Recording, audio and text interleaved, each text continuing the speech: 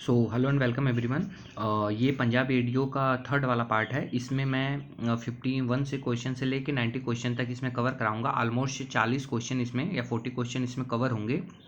इससे पहले वाले प्रीवियस जो 2 वीडियो गए थे उसमें मैंने 1 से लेके 23 तक और 23 से लेके 50 तक क्वेश्चन कराए थे विद डिटेल सॉल्यूशन। अब इसके बाद 51 से लेके 90 तक क्वेश्चन कराऊंगा और ये ज़्यादा लेंदी नहीं करूंगा, इसको ज़्यादा खींचूंगा नहीं। इसमें सीधा सीधा जो सीधे सीधे आंसर मिलते हैं उसको सीधे सीधे करूंगा और बाकी जो थोड़ा बहुत समझाने लायक होंगे उसको समझाते हुए बहुत तेज़ी से आगे की तरफ मूव फॉरवर्ड करेंगे। ठीक है, तो जो हमारा 51 क्वेश्चन है वो है golden rice is rich source of. काफ़ी इजी क्वेश्चन है। तो गोल्डन राइस का जो मतलब गोल्डन राइस किस में रिच सोर्स रखता है, तो गोल्डन राइस जो होता है वो अपना विटामिन ए यानी बीटा कैरोटीन में सबसे अधिक मात्रा इसमें गोल्डन राइस में पाई जाती है। आप मुझे कमेंट में बताइएगा कि जो गोल्डन राइस है इसके फादर कौन है। ठीक है, तो इसका 51 का क्वेश्चन का हो जाएगा ऑप्शन नंबर ए सही, विटामिन ए, क्योंकि विटामिन ए गोल्डन राइस में सबसे अधिक यानी बीटा कैरोटीन जो होती है वो सबसे ज़्यादा इसमें पाई जाती है। ठीक है, अब बढ़ते अपने नेक्स्ट क्वेश्चन की तरफ। जो हमारा नेक्स्ट क्वेश्चन है वो है consider the following statement and choose the correct option. इसमें दिया है कि स्टेटमेंट को कंसीडर करना है और करेक्ट ऑप्शन चूज करना है। क्वेश्चन क्या है, CH4 is release from paddy field. तो CH4 जो मीथेन होती है वो पैडी फील्ड से रिलीज होती है, तो पहला वाला ऑप्शन सही है, करेक्ट चूज करना है, पहला वाला ऑप्शन सही है। दूसरा है पल मिलेट कैन बी ट्रांसप्लांटेड। तो हाँ, पल मिलेट को हम ट्रांसप्लांट कर सकते हैं, क्योंकि जब शुरू में मैंने बताया था जब पल मिलेट का सीड रेट आया था तो जो नॉर्मल सीड रखते हैं वो 4 से 5 किलोग्राम रखते हैं, और यदि हमको ट्रांसप्लांट करना है तो 2 से 3 किलोग्राम में काम हो जाता है। ठीक है, तो 2 से 3 किलोग्राम, तो हम पल मिलेट को ट्रांसप्लांट भी कर सकते हैं, इसको याद रखना। अब तीसरा है साइंटिफिक नेम ऑफ कोदो मिलेट पास्पलम स्क्रोबिलेंटम। तो जो कोदो मिलेट होती हैं उसका जो साइंटिफिक नेम है वो पास्पलम स्क्रोबिलेंटम होता है, क्योंकि मेजर जो मिलेट्स होती हैं उसमें 4-5 मिलेट ऐसी हैं जो मेजर और माइनर है। जैसे मेजर में पर्ल मिलेट और आपका पर्ल मिलेट हो गया, और एक आपका वो मडुआ रागी का है। ठीक है, तो ये दोनों जो हैं वो आपकी मेजर में आती हैं। बाकी बची हुई जितनी भी हैं जैसे कोदो है, फॉक्सटेल मिलेट है, ठीक है, इस टाइप से सांवा है, ये सारे के सारे जितने ये माइनर मिलेट में आते हैं। तो इस तरीके से जो हमारा ऑप्शन 1, 2 और 3 यानी कि ऑप्शन नंबर डी इसका सही आंसर होगा, क्योंकि CH4 जो होती है वो पैडी से भी रिलीज होती है, पर्ल मिलेट को ट्रांसप्लांट कर सकते हैं, और कोदो का साइंटिफिक नेम पास्पलम स्क्रोबिलेंटम होता है। ठीक, अब हम बढ़ते अपने नेक्स्ट क्वेश्चन की तरफ। नेक्स्ट क्वेश्चन है स्वीट कॉर्न एज, मतलब इसका साइंटिफिक नेम या बॉटनिकल नेम पूछ रहा है। स्वीट कॉर्न का scientific name जियामेज indent Tata dent लगा है, इसका मतलब है ये डेंट कॉर्न है, तो ये तो नहीं होगा। जियामेज इंडूराटा भी नहीं होगा। जियामेज सेकेराटा ये है। जियामेज एमाइलिसिया ये फ्लोर कॉर्न का है। ठीक है, आटे वाली ये फ्लोर कॉर्न है, ये आपकी डेंट कॉर्न है, और ये आपकी फ्लिंट कॉर्न है। जो डेंट कॉर्न होती है वो अमेरिकी रीजन में सबसे ज़्यादा ग्रो की जाती है, ये अमेरिका में सबसे ज़्यादा ग्रो की जाती है। और जो ये फ्लिंट कॉर्न है ये इंडिया में ग्रो की जाती है, और बाकी फ्लोर कॉर्न ये सामान्य रूप से। और जो जिया में सेकेराटा है या स्वीट कॉर्न, ये इसका सही ऑप्शन हो जाएगा। जिया में सेकेराटा इसको ही स्वीट कॉर्न बोलते हैं। ठीक है, क्योंकि इसकी इनिशियल पे ही जब इसमें वो ग्रेन्स बनते हैं, ठीक है, फर्टिलाइजेशन होने के बाद जैसे ग्रेन्स बनते हैं तो इसको कच्ची अवस्था में हार्वेस्ट कर लिया जाता है। ठीक है, फॉर द वेजिटेबल पर्पस। इसके बाद एक आता है जियामेज इवर्टा। जो जियामेज इवर्टा होती है उसको पॉपकॉर्न कहते हैं, जो हम लोग या जितने भी लोग टॉकीज में या पॉपकॉर्न खाते हैं, ठीक है, तो वो होता है। फिर एक आपका जियामेज सर्टिना होता है, वो उसको वैक्सीकॉर्न बोलते हैं। तो इस तरीके से 5-6 हैं जिसको हम कॉर्न के नाम से जानते हैं, तो इसका सही ऑप्शन हो जाएगा ऑप्शन नंबर सी। ठीक, अब बढ़ते हैं आगे को नेक्स्ट क्वेश्चन। हमारा जो नेक्स्ट क्वेश्चन है वो है 10 oil content in groundnut seed is about. जो ऑयल कंटेंट पाया जाता है ग्राउंड नट सीड में कितना पाया जाता है, तो ऑयल कंटेंट जो होता है वो ग्राउंड नट में 45% तक पाया जाता है। ठीक, नेक्स्ट क्वेश्चन की तरफ बढ़ते हैं। The fruit of rapeseed and mustard is known as. तो जो रैपसीड और मस्टर्ड के फ्रूट होते हैं उसको क्या कहते हैं, तो जो रैपसीड और मस्टर्ड का फ्रूट होता है उसको हम सिल्कुआ कहते हैं। क्रैप्सिस कहते हैं सारे के सारे आपके ग्रैमनी फैमिली के जितने फ्रूट्स होते हैं उनको कहते हैं। और जो पॉड होती है वो बेसिकली आपकी लेग्यूम्स में आती है, जैसे चिकपी और पिजन पी ETC। ठीक है, तो इसका सही वाला ऑप्शन हो जाएगा सिल्कुआ, यानी कि जो फ्रूट होती है रेपसीड मस्टर्ड की उसको हम सिल्कुआ कहते हैं। ऑप्शन नंबर सी सही हो जाएगा। नेक्स्ट क्वेश्चन की तरफ बढ़ते हैं। नेक्स्ट क्वेश्चन है nipping in gram means a process of. Gram में एक प्रोसेस की जाती है, उसका नाम होता है निपिंग। निपिंग का मेन उद्देश्य होता है कि एनर्जी को डाइवर्ट कर देना, जिससे कि जो एक्सेस या टर्मिनल बर्ड है उसकी ग्रोथ रोकी जा सके, और जो लेटरल ग्रोथ है, जो साइड से ग्रोथ हो रही है, उसकी ग्रोथ को प्रमोट किया जा सके, जिससे कि ज़्यादा से ज़्यादा इसमें पॉट्स बन सके, जो हमारा वही इकोनॉमिक प्रोडक्ट होता है। तो निपिंग एक प्रोसेस होती है जिसका मतलब होता है रिमूवल ऑफ टर्मिनल बर्ड। तो इसका ऑप्शन नंबर सी सही हो जाएगा। एक इसमें कंफ्यूजन ये है कि removal of all bud present in axil of the leaves, तो ये वाला ऑप्शन गलत है, क्योंकि इसमें बोला है कि रिमूवल ऑफ ऑल बर्ड्स, सभी बर्ड्स को रिमूव कर देते हैं जो प्रेजेंट होते हैं कहाँ पे, आक्सिल ऑफ द लीव, यानी लीव के ऊपर। ठीक है, लीव के सरफेस वाले पार्ट पे, लीव के सबसे ऊपर टॉप वाले पार्ट पे प्रेजेंट होते हैं, उन बर्ड को रिमूव किया जाता है। तो ये ऑप्शन गलत है, लीव को नहीं रिमूव करते, लीव्स को बर्न नहीं करते यानी जलाते नहीं हैं, केवल रिमूवल ऑफ टर्मिनल बर्ड यानी टर्मिनल बर्ड को रिमूव कर देते हैं। तो इसलिए जो ऑप्शन सी है वो आपका सही हो जाएगा। नेक्स्ट पढ़ते हैं, which of the following soil water is the most useful for plant. कौन सा ऐसा, निम्न में से कौन सा ऐसा वाटर है जो प्लांट के लिए सबसे लाभदायक होता है या यूजफुल होता है। तो हम जानते हैं कि बेसिकली जो हमारे जो यहाँ सॉइल में वाटर पाई जाती है, ठीक है, वो बेसिकली 3 तरीके की होती है, ग्रेविटेशनल, कैपिलरी और हाइग्रोस्कोपिक। तो इसमें जो प्लांट के लिए यूजफुल होता है वो आपका कैपिलरी वाटर होता है, और कैपिलरी वाटर की जो रेंज होती है 1.3 से लेके 31 ATM बार। ठीक है, ATM बार। इसमें भी 1.3 से लेके -15 बार तक अवेलेबल वाटर होता है, और बाकी जो होती हैं वो अनअवेलेबल वाटर होता है। तो यानी कह सकते हैं कि जो कैपिलरी वाटर होती है वो यूजफुल होती है प्लांट के लिए। जो हाइग्रोस्कोपिक वाटर होती है उसकी जो रेंज होती है -31 से लेके 1000 एटमॉस्फेरिक प्रेशर। ठीक है, और जो ग्रेविटेशनल वाटर होती है उसकी जो रेंज होती है वो 0 से लेके -1.3 एटमॉस्फेरिक प्रेशर। इसको याद रखना। तो इसमें जो करेक्ट ऑप्शन हो जाएगा आपका option number B, capillary water, ये इसका करेक्ट आंसर है। अब है the force of attraction. Next question है जो है वो है the force of attraction that behind the molecules of the same kind is. तो ये हम लोग बचपन से पढ़ते चले आ रहे हैं, क्लास 8 या 9 में इसको हम लोगों ने पढ़ा है कि जब सेम मॉलिक्यूल्स के बीच अट्रैक्शन होता है तो इस फोर्स को हम कोहेशन फोर्स कहते हैं, और जब डिफरेंट मॉलिक्यूल्स के बीच अट्रैक्शन होता है या बाइंड अप होता है तो उसको हम एडेशन कहते हैं। तो इसका करेक्ट, जब सेम पूछा है तो सेम में इसका करेक्ट आंसर कोहेशन हो जाएगा, याद रखना इसको। और यदि यही डिफरेंट होता तो यहाँ पे आपका एडेशन मॉलिक्यूल्स काम करता है, एडेशन फोर्स काम करती। ठीक है, नेक्स्ट क्वेश्चन है the leaf colour chart is used for judging the amount of nitrogen application to the standing crop of which of the following। Most of the student इस question को या तो जानते नहीं होंगे या जानते होंगे तो वो सही जानते होंगे कि इसमें क्या आंसर सही होगा। जो लीफ कलर चार्ट है इसको सबसे पहली बार इंट्रोड्यूस किया गया था राइस में। कैसे? सबसे पहली बार एक इंस्टीट्यूट है, बड़ा फेमस इंस्टीट्यूट है, आप लोग जानते हैं, IRRI यानी इंटरनेशनल राइस रिसर्च इंस्टीट्यूट, जो मनीला फिलीपींस में इस टाइम स्टेबल है, लॉस बेनोस फिलीपींस में स्टेबल है।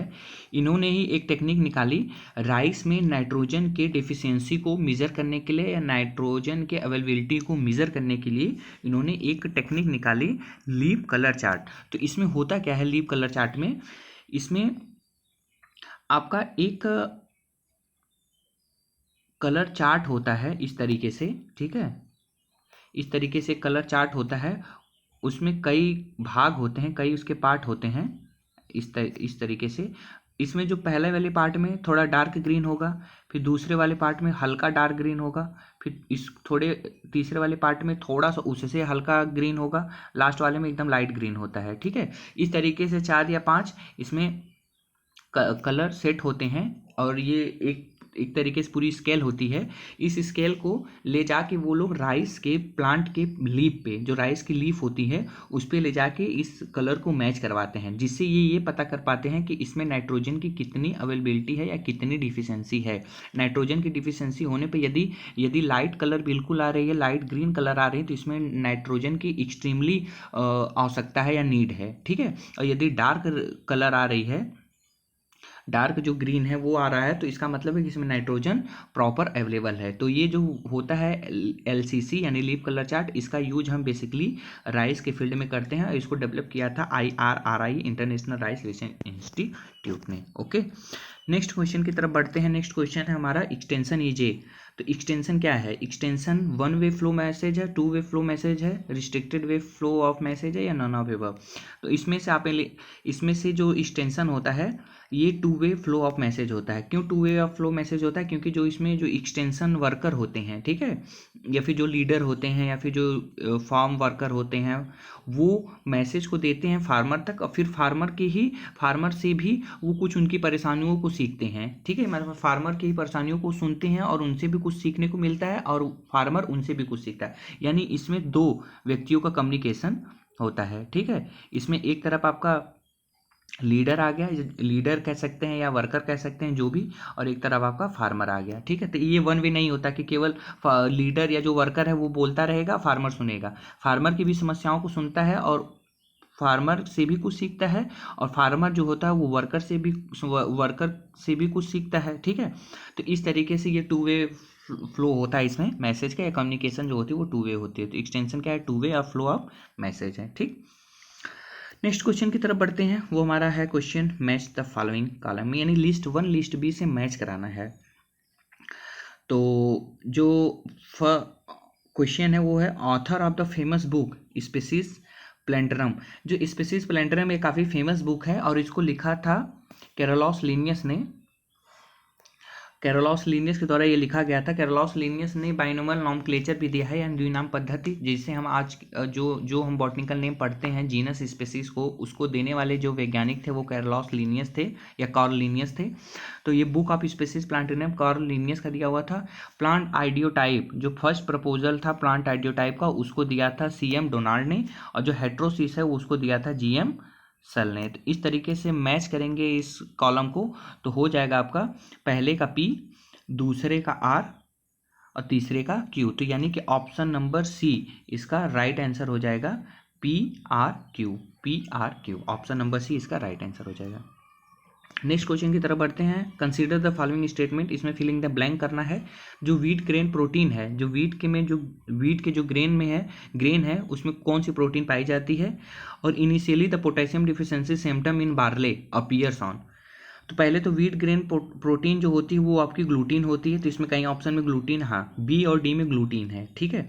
अब पूछा है दूसरे में कि इनिशियली यानी प्रारंभिक अवस्था में जो पोटेशियम डिफिशियंसी सिम्टम होती है वो बार्ले में होती है। तो हम जानते हैं कि जो पोटेशियम होता है N, P और K, जो NPK होता है ये तीनों के तीनों ऐसे होते हैं जो हाईली मोबाइल नेचर के होते हैं। हाईली मोबाइल में होता है इसमें मूवमेंट होने की क्षमता बहुत ज़्यादा पाई जाती है, इसलिए जो इनकी डिफिशियंसी होती है वो हमेशा ओल्डर लीफ पे होती है, ठीक है, या लोअर लीफ पे होती है। तो यदि पोटेशियम डिफिशियंसी सिम्टम बार्ले में दिख रहा है तो इसका मतलब है कि ये लोअर लीफ की बात कर रहा है, ठीक है। इसमें जो डिफिशियंसी शो होती है वो लोअर लीफ पे होती है, ठीक है। तो इसलिए इसका सही वाला ऑप्शन हो जाएगा आपका ऑप्शन नंबर D है, ग्लूटीन एंड लोअर लीव्स, ठीक। नेक्स्ट क्वेश्चन की तरफ बढ़ते हैं। ये न्यूमेरिकल बेस्ड क्वेश्चन है। मेरे पास यहाँ पे जगह नहीं है, नहीं तो मैं इसको न्यूमेरिकल करके बताता, लेकिन इसका सही ऑप्शन वो देख लीजिए। इसमें लिखा है कि if 30 maize plant are counted in 5 metre of row length and row spacing is 60 centimetre, what will be population density of maize. ये काफ़ी अच्छा और काफ़ी इजी क्वेश्चन होता है, बस इसका न्यूमेरिकल ये पूरा फॉर्मूला बेस्ड होता है। इसमें क्या करते हैं कि याद रखना, जब भी कभी डिफिनिट रो दिया हो और स्पेसिंग दी हो, ठीक है, प्लांट टू प्लांट और रो टू रो डिस्टेंस दिया हो, डिफिनिट हो यानी निश्चित हो, तब हम सीधा क्या करते हैं कि जो टोटल एरिया होती है, टोटल एरिया हम जानते हैं कि 1 हेक्टेयर में 10,000 मीटर स्क्वायर होता है, उसका गुणा हम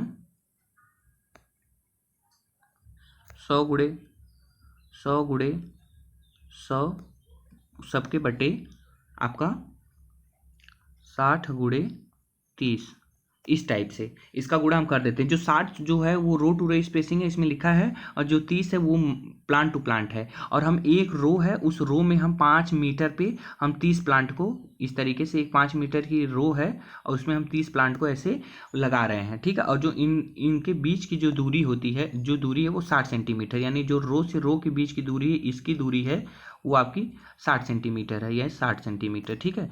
तो हम इसमें 30 प्लांट लगाए, इसमें 30 प्लांट लगाए, जो ये रो है इसमें हम 30 प्लांट लगा रहे हैं, ठीक है। तो इस तरीके से जो इसकी डिस्टेंस हो जाती है वो आपकी 60 सेंटीमीटर की है इसका, तो इसका हम इसमें मल्टीप्लाई कर देंगे, और इसमें जो है इसका 30 का जो है इसमें इसका इससे मल्टीप्लाई कर देंगे, और 60 का 30 से मल्टीप्लाई कर देंगे, तो जिससे हमको एक डिफिनिट रो मिल जाएगी। तो जब हम इसको पूरा कैलकुलेशन करेंगे तो हमको 1,00,000 प्लांट प्रति हेक्टेयर मिलेगा, जो कि ऑप्शन नंबर सी इसका सही हो जाएगा। इसके लिए आप पैनिक मत होइएगा, मैं एक दिन पूरा सेपरेट इस पे वीडियो बनाऊंगा विद सॉल्यूशन, एक एक क्वेश्चन को इसमें रखूंगा और बता दूंगा मतलब किस टाइप से होता है। बहुत इजी है, ये सारे के सारे जितने भी फार्मूला हैं, ये सारे के सारे जितने भी क्वेश्चन इसमें बनते हैं, सारे फार्मूला बेस्ड होते हैं। आप फार्मूला सही से जानते हैं, आप फार्मूले को अप्लाई करना जानते हैं, तो आप आसानी से कर सकते हैं, ठीक है। जैसे कि इसमें होता है फर्टिलाइजर के इंग्रेडिएंट को निकालना, फर्टिलाइजर के अमाउंट को निकालना, क्रॉपिंग इंटेंसिटी, क्रॉपिंग पैटर्न को निकालना, प्लांट पॉपुलेशन को कैलकुलेट करना, इरिगेशन को कैलकुलेट करना, ठीक है। इरिगेशन में किस टाइप से कितनी वाटर यूज हुआ है, वाटर यूज इफिशिएंसी को कैलकुलेट करना, प्योरिटी और जर्मिनेशन परसेंट को कैलकुलेट करना। ये सारे 4-5 टॉपिक हैं जिसको बहुत आसानी से समझा जा सकता है। एक दिन मैं इसका सेपरेट एक वीडियो बनाऊंगा, ठीक। अब नेक्स्ट क्वेश्चन की तरफ बढ़ते हैं। हमारा जो नेक्स्ट क्वेश्चन वो है flooding kills the weed by excluding the from their environment. मतलब जो किल्स मतलब फ्लड के द्वारा वीड को किल किया जाता है, तो इसमें क्या चीज़ें उनको नहीं मिल पाती या एक्सक्लूड कर जाती हैं उनके इन्वायरमेंट में।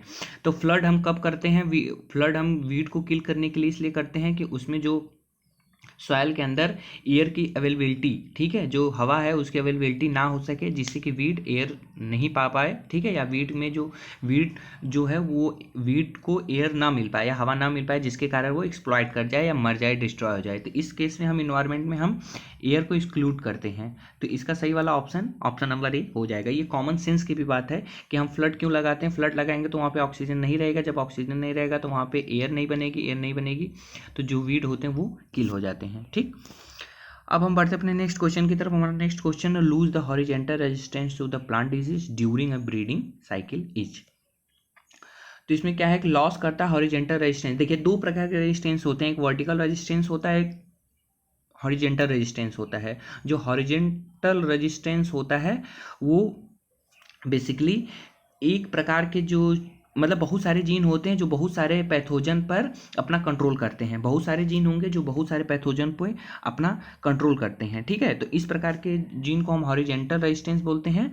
और जो कुछ ऐसे जीन होते हैं जो सेपरेट या पर्टिकुलर प्लांट पे ही, जो पर्टिकुलर प्लांट के डिजीज है उनको ही अफेक्ट करते हैं, तो ऐसे रेजिस्टेंस को हम वर्टिकल रेजिस्टेंस बोलते हैं, ठीक है। डिटेल में जाने की जरूरत नहीं है, इसका सीधा सीधा मतलब यही है कि बहुत सारे ऐसे जीन्स होते हैं जो बहुत सारे प्लांट के डिजीज को रेजिस्टेंस करते हैं, और जैसे बहुत सारे ऐसे जीन होते हैं जो एक ही जीन एक ही सेपरेट प्लांट के डिजीज को रेजिस्टेंट करता है। तो इस प्रकार के जीन को वर्टिकल और इस प्रकार के, तो इसमें हॉरिजेंटल पूछ रहा है तो इसका जो इफेक्ट देखने को मिलता है वो वर्टिफोलिया इफेक्ट के रूप में देखने को मिलता है। तो इसका ऑप्शन नंबर बी सही हो जाएगा। जो पहला आप देख रहे हैं ना boom and bast cycle, boom and bast cycle क्या होती है कि बूम का मतलब होता है कि जैसे फॉर एग्जांपल से समझा जाए, बीटी कॉटन जब रिलीज हुआ था, जब बीटी कॉटन आया था तो उस केस में क्या था कि फार्मर ने इसको बहुत अच्छे तरीके से अडॉप्ट किया। लेकिन आप समझते हैं ना कि नेचर ने जिसको भी पैदा किया है या नेचर ने जिसको भी बनाया है उसको अपने लाइफ में रहने के लिए या एग्जिस्ट करने के लिए बहुत सारे तकनीक उसने डेवलप कर दी है। जैसे आप कब तक कीट को मारते रहेंगे, वो कुछ न कुछ टाइम बाद कुछ न कुछ उसमें रेजिस्टेंस डेवलप हो जाती है, ठीक है, जाएगी। जैसे फेलरिस माइनर था, फेलरिस माइनर के केस में क्या होता था, पहले आइसोप्यूट्रॉन का यूज करते थे और आसानी से किल हो जाता था, लेकिन इतना ज़्यादा मात्रा में पंजाब वालों ने आइसोप्यूट्रॉन का यूज कर दिया कि अब वहाँ पे वो रेजिस्टेंस डेवलप कर लिया अपने अंदर। अब वहाँ पे आइसोप्यूट्रॉन की जगह सल्फोसल्फ्यूरान के 80 WP80 इंग्रेडिएंट का यूज लोग कर रहे हैं फेलरिस माइनर को किल करने के लिए, ठीक है। तो वही है, तो बूम एंड बस्ट साइकिल भी यही होती है कि पहले वो आता है तो काफ़ी दिनों तक खूब अच्छे से मतलब बूम करता है। बूम का मतलब होता है किसी चीज़ को बढ़ना, ठीक है, काफ़ी अच्छे, मतलब काफ़ी दिनों तक वो बूम किया। लेकिन बाद में फिर जब से ये बीटी कॉटन के लिए, जैसे बीटी कॉटन में होता है ना 3 प्रकार के इंसेक्ट लगते हैं, पिंक वॉलवर्म, अमेरिकन बॉलवर्म, क्या नाम है आपका, स्पॉटेड बॉलवर्म। तो जो 3 प्रकार के बॉलवर्म लगते थे, तो इसमें क्या है कि पहले वो उसके लिए रेजिस्टेंस थे, बाद में उसने अपने खिलाफ रेजिस्टेंस जो है वो डेवलप, जो पहले तो रेजिस्टेंस थे जो वैरायटी थी, अब वो बाद में धीरे धीरे अपने रेजिस्टेंस को खोती चली जा रही है, ठीक है, जिससे कि जो उनके इंसेक्ट है वो अटैक करते हैं इस पर। तो क्वेश्चन नंबर 65 का ऑप्शन नंबर बी सही हो जाएगा, वर्टिफोलिया इफेक्ट। 66 का है soil with pH 8.5 less than 8.5, electrical conductivity 4, dS moss और ईएसपी लेस देन 15। तो एक चीज़ याद रखना, जहाँ पे इलेक्ट्रिकल कंडक्टिविटी 4 से अधिक होगी, आंख बंद करके उसको सलाइन सॉइल टिक कर देना, आंख बंद करके, ठीक है। एल्कली सॉइल रहेगी तो जो इलेक्ट्रिकल कंडक्टिविटी रहेगी वो लेस देन रहेगी, और वहीं पे यदि सॉडिक सॉइल रहेगी तो वहाँ पे जो इलेक्ट्रिकल कंडक्टिविटी वो तो ज़्यादा ही रहेगी, लेकिन जो यहाँ का पीएच रहेगा, जो वहाँ का पीएच होगा वो 8.5 से कम होगा, या 7.5 से कम होगा, ठीक है। इस चीज़ को याद रखना। तो यहाँ पे जो है ये इसका सही वाला option, option number A saline soil हो जाएगा। अब इसमें दिया है pick up the correct statement, 1 standard atmosphere is equal to 101,325 hectare. दूसरा है 1 standard atmosphere is equal to 101.325। और तीसरा generally dry adiabatic lapse rate per 100 metre ascent is 9.8 degree Celsius, और generally dry adiabatic lapse rate per 100 metre ascent is, ये वाला option सही है, option number D. क्यों सही है? क्योंकि जो रेट होता है एटमॉस्फेरिक प्रेशर का वो होता है 1025 एटमॉस्फेरिक प्रेशर, इसमें 1 भी रहेगा, ठीक है, 101,325। तो ये कहीं पे भी इसका ऑप्शन नहीं है, तो इसका मतलब है कि 1013 जो है वो पहले वाले ऑप्शन में नहीं है, दूसरे वाले एटमॉस्फेरिक प्रेशर में नहीं, तीसरे वाले में। और 100 सेंटीमीटर यदि आप बढ़ेंगे ऊपर, क्योंकि लेफ्ट रेट जानते हैं ना, हर 1 किलोमीटर बढ़ने पर 6.5 डिग्री सेल्सियस कम हो जाता है, जो इसकी जो टेम्परेचर है वो कम हो जाता है। तो 100 मीटर आप बढ़ेंगे तो इसका कैलकुलेशन करेंगे तो 0.98 निकल के आएगा, तो इसलिए ऑप्शन नंबर डी इसका सही हो जाएगा। नेक्स्ट क्वेश्चन है, consider the following statement and choose the incorrect ones. इसमें दिया है widely spread isobar represent seat changes in pressure, widely space isobar represent seat changes in pressure, cumulonimbus clouds are associated with heavy rainfall, thunder, ये तो दूसरा वाला option सही है। तीसरा, India receive less than normal rainfall under the influence